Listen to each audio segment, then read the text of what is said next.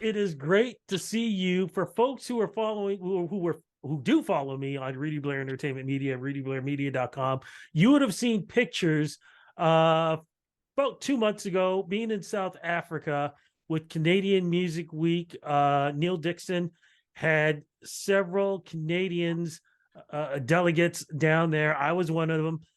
Julz, you were one of them, man. And that's the last time I saw you. Of course, you were trying to connect to me even before that. And I never Yeah. realized it until we finally met. And it took going to the motherland for us to meet, which I think is amazing. How are you, my friend? And how is I'm that good. experience going there with everybody? Well, I'm doing very well. It was a great adventure. Just when you actually been talking to people about Africa and its future and what it has to offer, and then finally everybody's now accepting it, and then now coming to see what you've been talking about, full circle. So it was great, and yeah, I mean, like I said, nothing before its time, so it was perfect. Well, you know what? The thing that got me the most was how the rest of us were always lost. You knew where to be. You were there before us.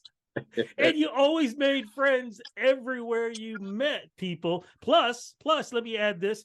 When we did sit on stage and the audience was asking us questions and we did our panel, Yeah. you and the rest of the delegates after it was done ended up being rock stars down there, man. And this is what we're talking about. South African Music Week. We were there for that. Yes. How did that feel, man? Oh, that music week thing, like I said, it's coming full circle. Africa and its influence cannot be ignored anymore, right? And it's a conversation that's long overdue, empowering our people, giving them the opportunities for them to have their voices heard, and an advocate, as a cultural custodian.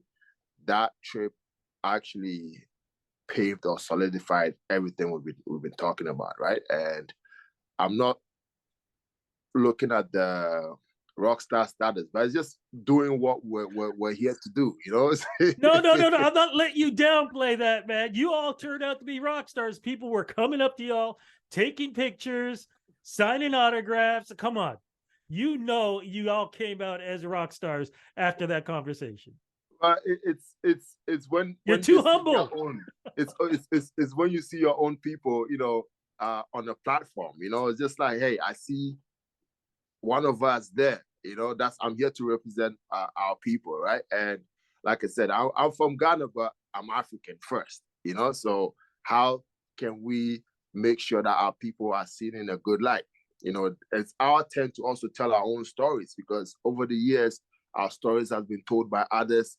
It was not a full representation of us as well, and getting the opportunity to do so, it's actually something that posterity is going to be like, oh, these guys paved the way. That's our goal. Just set the pace and let those come in after us, take it to higher heights. So it's, to me, I look at it as a fulfillment of prophecy, and I don't take this lightly though. But it's loving what we're doing. The energy, you saw it yourself. I Yes. can't.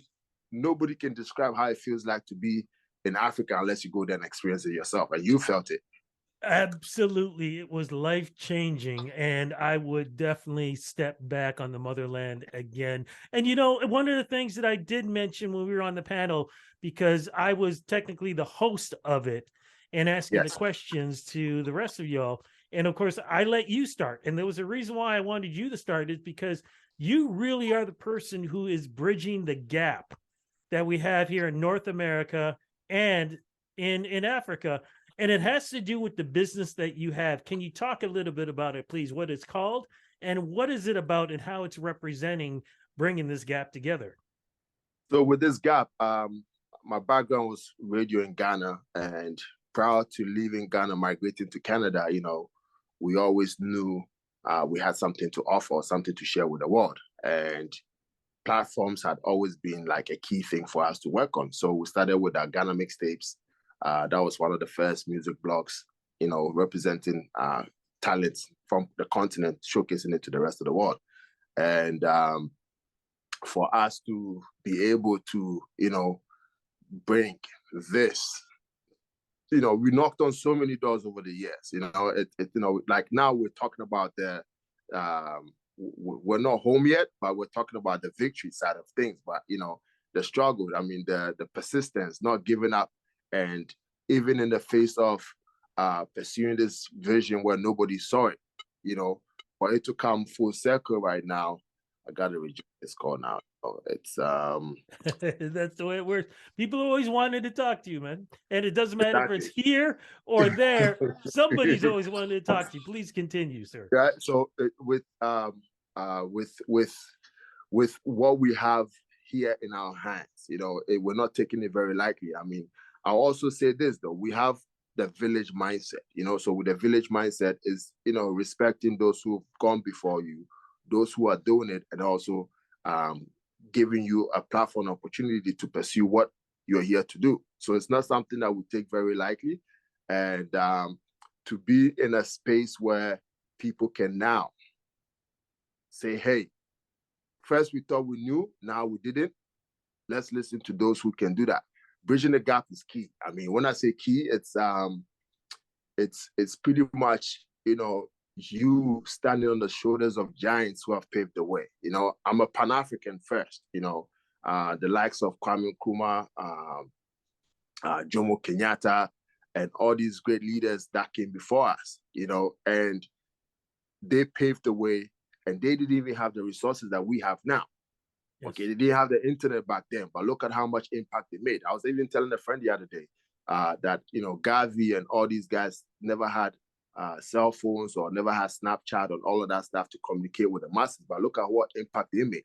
So we given all these tools, like, we have no excuse not to actually complete a full circle. So being put in a position like this, I don't take it lightly. I treat it as very urgent. And when I'm called on to show up to service, because I'm here on service for my continent. So if I'm here and I can represent my continent globally, this is something I take very seriously as well. So I appreciate you giving us the opportunity for me to start first and, being able to speak on what we're doing. Yeah. One of the big things, Canadian Music Week, CMW Virtual Voices, one of the big panels that people are going to get a chance to see again.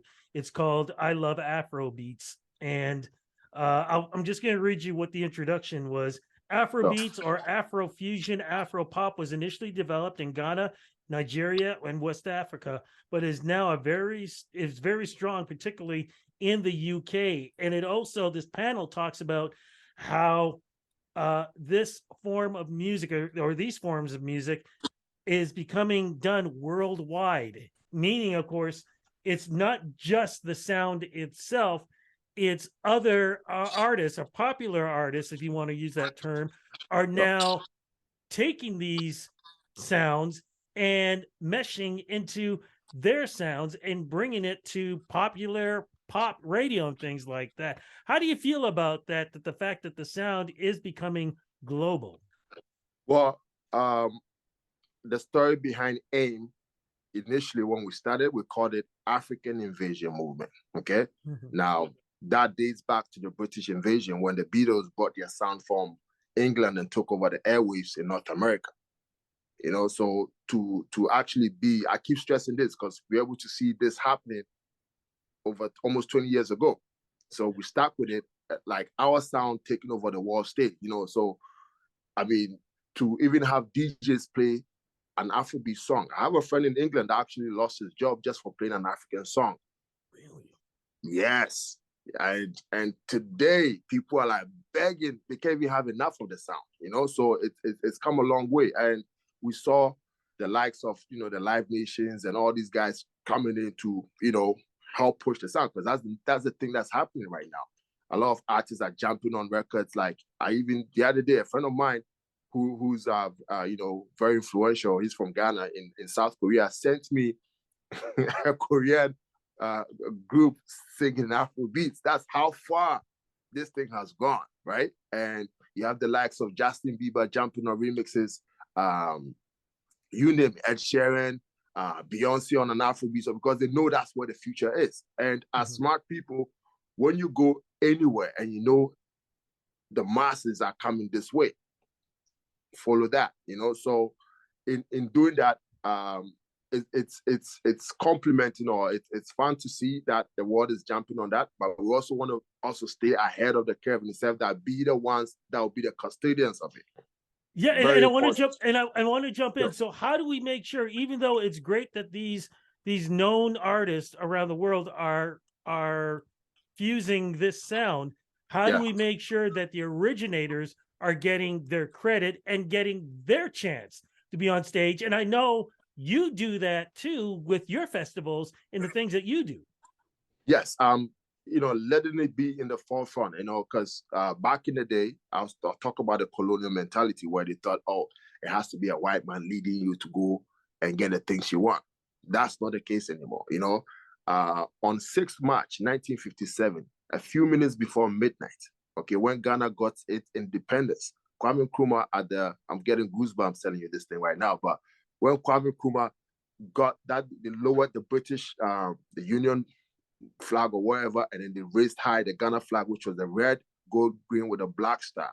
Okay, these were words he said, and these words are on my shirt that I live by. It says, there is a new African in the world capable of handling its own affairs. Okay, to show that, yes, when given an opportunity, we can do or even exceed what we're given. So now, yes, it's a popular genre. Like, I've had meetings where labels are like, hey, we need to have an Afrobeat sound, artists jumping on stuff, but we still have to make sure that we're also part of the conversation. That's why conversations like these are happening, so people know. Because back then, people, okay, it's there, but they don't see faces. Now, like, thank God to internet and the things and where we can go, we're very vocal about it. So yes, we invite partners, but you got to know that these are the people leading the thing, and that's where the education and the empowerment part comes in as well. So with a platform of African Music Week, we want to give our people the platform to actually learn the ins and outs of the music industry, because there's the party side, right? And there's a business side. So we want to make sure the business side is taken care of, because, it's not going to be like the colonial days where they came with, Bible in one right hand and they had alcohol in the next, so they poured drinks for the chiefs, and then they got drunk, and then next thing you know, they take their stamps and then stamp on the document, oh, we own all these lands. No, it's not going to happen. These are it's never been a better time. If there's anybody that has shunned their African roots or not being part of talking about the African roots, there's never a better time than now to come out and say, hey, I'm proud to be a part of this. Or nobody is being kicked out, but anybody, okay, that wants to see the continent succeed, you're invited. Come in, let's build this thing as well. Bring your expertise and let's go expand that. So conversations are happening. We also use the village mindset in the sense that the connections are wide all over London, Amsterdam, Japan. People like me worldwide, we're all connected. We're having conversations. Like, when I have opportunities, I reach out to them. I say, hey, this is happening here. Come and let's do it. So now it's like a big network, and we're making sure our voices are being heard. So that's very, very, very important. So when is African Music Week? When do you have this? And where is the hub? Is it Toronto? Do you have it different places? Where does it all happen? So I live here. I've been living here for 20 years now. And here is Toronto, just for people know. Yeah, here's Toronto. So June was chosen from 2015 when we started, because June is Black Music Month. So it happens every June here in Toronto. And when you look at the African Music Week logo, you're going to see a maple leaf on there. Then when it comes to England, you're going to see the English, the flag on there as well. So we plan to take it to different parts of the continent. But Toronto is head office, pretty much. So every year, our goal is to have people come, it's like a pilgrimage, pretty much. Leave the continent, come to Toronto, connect with the who's in the industry and stuff like that. And the idea of African Music Week actually started from me volunteering at CMW for almost 6 years. Wow. So that happened there. And, I don't know if I shared the story with you, but Quincy Jones had his keynotes. And I told you, I was there. I was there for the dinner. You see? So that is full circle moment. Like, I mean, I remember then when you had your locks, but yeah. it changed up a little bit. But so from that keynote speech, Neil Dixon was standing by me, And then Michael Hollett from north by northeast was also to my right side. So in the middle, my boy said, hey, you know you're standing among giants. I'm like, guess what? That was 2014. So I said, I'm going to start African Music Week in 2015, and it kicked off. And the beauty about the whole thing was, you know, I admire the platform Neil has built. We can have something similar. And he's taking me under his wings, you know, mentoring and, you know, guiding, and he's not withheld anything from me in terms of access, you know, and that's something I'm grateful for, because where I'm from, when somebody helps you go somewhere, like respect the connect, you know, acknowledge that, you know. So these are some of the things that I'm happy in letting our people know, like, hey, there's opportunity for us here to build a platform. And come the next 10 years, CMW has been around 40 years, you know, everything takes time, right? So if they've been able to do it, we can do it as well. So that's the platform that we're on. And we're always reaching out to people every day. It's here, come, you know. So from Toronto, no country, like I always brag about Canada, there's no country in the world that supports the arts better than the Canadian government, you know. So we have a system, an ecosystem here that's doing very well. So people can come in and learn from us and then take it back to their countries as well. And the unique thing that we did was when we were bringing the first headliner, we had our first concert, Afrobeats concert at the Phoenix. The flights that brought the artists from Africa was Ethiopian Airlines. And which was very unique because, you know, you're coming to an African-based event. You know, it's just like giving opportunity to all the different aspects of our community, pretty much, right? So that's where that one is. Just want to say one more thing. You can hear the excitement in my voice because this is like, this is what we've been always looking for, and it's here, you know. So we're not taking anything for granted, no. Now, the other thing is so important too, especially as we talk about Black History Month. Yes. Also, you always have people who are looking for things to wear, clothing. Yeah.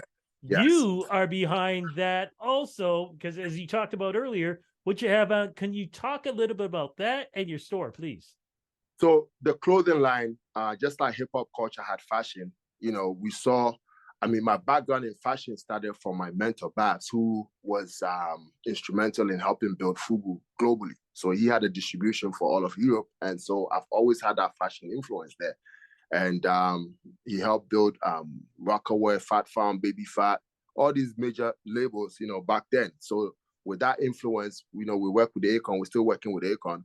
And I was managing Akon's clothing website for Canada. I was responsible for Canada. So the time came when I remember very well, actually it's 10 years when we started the clothing brand though. And I'm like, our people are going to get out there, you know, what is going to show or what is the next thing that we can add to the music? That's fashion. So that's where the aim started, a movement, because it was a movement, you know, because you hear people say Africa to the world, but it sounded like you're begging. But invasion means like, you know, you're taking over the space. Like we're actually going to make a big impact on that. So if you're on stage singing a song, yes, it sounds like something you've heard before, but whoa, what's that? So that's where the design came in. And that's the idea. And then Akon was the very first person to wear the shirt. There was a concert in Ghana sponsored by Guinness. It's called a Guinness a Big Eruption with, what's his name? Wizkid. So during the press conference, he had on a shirt. One of our first designs says African Invasion Accra, because there's Africans in different cities across the world doing things. So that was the very first, that was like the birth and launch of the brand.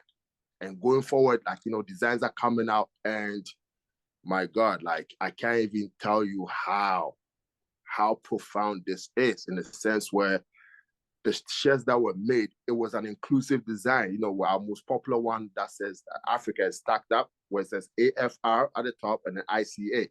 So wherever you are from Africa or even in the Caribbean, you can still relate to that design. And that's almost like the Nike logo everywhere you go. And yesterday at my store, I'll come to the store in a second, a gentleman from Jamaica was passing on Kensington Market right across from Rasta Pasta, that's 56 Kensington Avenue.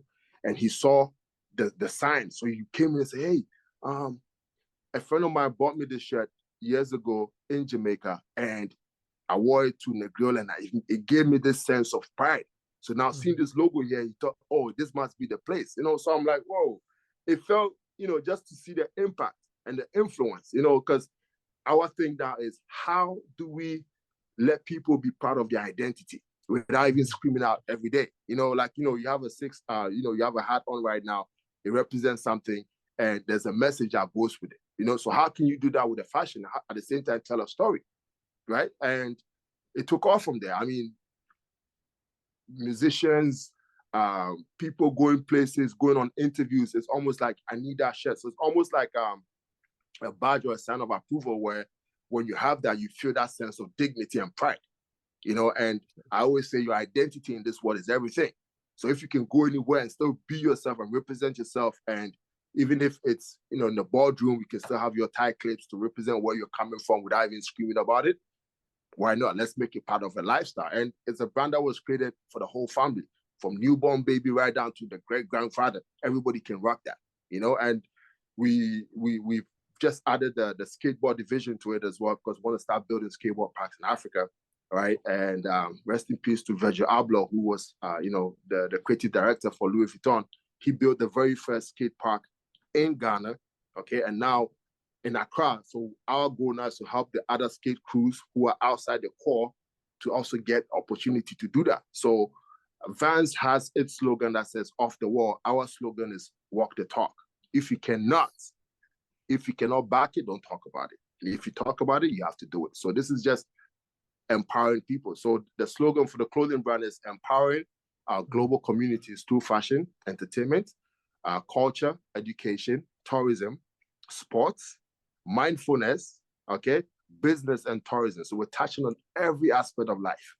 And that's pretty much where it's at. And I used to sell these clothing from the trunk of my car. Okay, this is this story here. It's, you know, and you know, when you believe in something so much, where to the point where, you know, regardless on the street, hey, this is my shirt, and people just buying it because, you know, because I was not, how I look at it, we're not selling t-shirts, we're selling an identity. Yes. How to be proud of your roots and where you've come from. And if you check everybody's DNA globally, everything connects right back to Africa. Absolutely. Right? So how do we now bring that story, tell that story, and get people to come in and make a difference? So that's what the whole brand is representing. And we're making waves. You know, I'm really grateful for the opportunity. And, you know, from selling from my car trunk, we started, you know, going to festivals. Afrofest gave us opportunities there, and it's almost become like a uniform. Like, oh, once you see that, you know, okay, that's that, you know, and it stands out. So, and the funny thing now, my mentor is in Ghana. He just got it yesterday. He sent me a picture of a guy in the shirt. Okay. Mm-hmm. People have started bootlegging the shirts already. That is a high compliment, even though get your money back. But listen, it was funny though. Go ahead. It is funny. Let me jump in though. Even though you have African Music Week coming up, what other plans are going to be happening with you in 2023?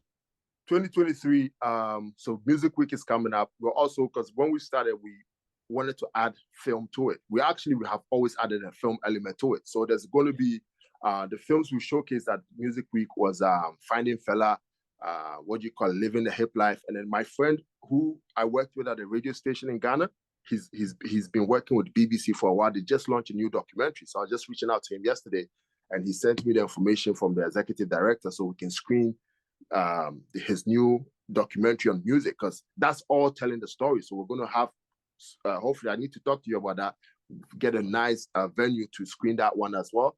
And we also have a component of African Music Week where we actually want to empower women, you know, Black women or African Canadians or Black or women in the entertainment industry, because it's very, very important, giving them a voice. And then we call it Queens First Conference. So women who have been in the game come in, share their experiences, and you know, talk to people about what they've been through and have a voice, so that up and coming young artists that are female also know that, hey, these are the challenges these guys face. This is how to navigate that. So that's also key part of the festival. And then we have an all-female showcase, you know, from DJs, MCs, you know, giving them a voice. I mean, what can you do in this world without women? Yeah, you understand me? So they complete everything, and giving them that voice to make sure that becomes a part of it. And also soon we want to be incorporating tech as well into the festival, because that's the future, right? So we want to empower our community and give them all the necessary tools they need to succeed, because we're using music as the tool or the vehicle through which we can actually make a difference in the community as well. So that's just pretty much that. And as time goes on, build partnerships with organizations, or we want to build a very strong ecosystem where we're adding value and they're adding value to us. So those are some of the things that we have lined up for 2023. And of course, with the Ghana government, the Ghana Investment Promotional Council, we're working on ways to how do we get people from here to go back home, to see what's going on the ground. I know you've heard about a year of return. There's so much opportunities Africa has to offer. So how do we bridge and leverage all those things? So those are some of the things that we have going on as well. Amazing. My friend, look, we're going to wrap this up. I want to say that it was a pleasure meeting you in South Africa. It was a pleasure spending time with you in South Africa. Good laughs, good times, good food, good drinks. It is a pleasure to speak with you again. Let's talk again to help re-promote African Music Week, so that we can make sure that people are down there for this and anything else that's going on with you, my friend. And and one more time, where's the store again? It's in Kensington Market. Okay, it's in Kensington Market, 56 Kensington Avenue. Right across from Rasta Pasta. That used to be the TD Bank ATM. Okay, so we've turned it into a shop, and you're hearing this first. This is the first time I'm announcing this, though. We actually, this summer, are starting the Kensington Market Music Festival. Nice. You heard it here on Ruby Show first, okay? Kensington Market Music Festival. That market is so diverse. There's I can't describe Kensington Market, but it has a vibe. So how do we now bring everybody in to come and enjoy the place? So that's coming up. Look out for that. African Music Week. I also appreciate you for the work you're doing, because you're also part of the story. Using your platform, giving us a voice, making us heard. So I appreciate you very much. And anytime you need us, we're going to be there for you. And let's build this, man. We have timber. Let's build. Let's go. My brother, thank you so much, and congratulations. It's a pleasure, and I'll talk to you soon. See you at the shop as well.